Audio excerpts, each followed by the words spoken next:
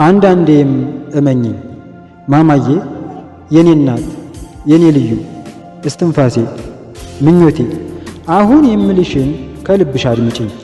እኔ የምወድሽ የውሸት አይደለም፣ እኔ የማፈቅርሽ የውሸት አይደለም።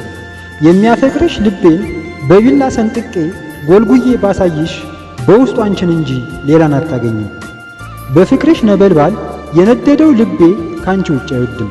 እንደ ተዋደድን ብንቆይ ባንድምታ እመኝኝ ማማዬ፣ ሰማይ ትጠባለች በፍቅራችን ደስታ። እኔ አንቺን ሳፈቅርሽ ከልቤ መሆኑን ምላሴ ሲነግርሽ ልቤ ልኮት እንጂ ፈጥሬ እንዳይመስልሽ። አፈቀርኩሽ ብሎ የነገረሽ ልቤ ውሸቱን ከሆነ እንደ በፊቲኑ አፍቅሮ በማጣት ሁሌ እንደባከነ።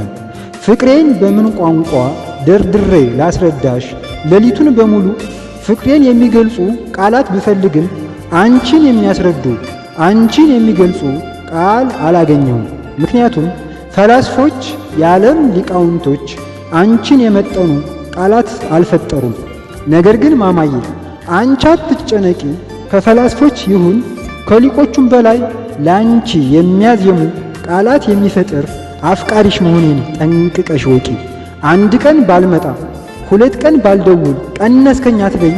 እኔ አንቺን ከኔ ላይ መቀነስ አልችልም። ለምን ያልሽኝ እንደው ለሰከንድም ይሁን አንቺን የሚቀንስ ጅማቶቹም ሆኑ አጥንቶች የሉኝም። እወድሻለሁ የኔ ፍቅር።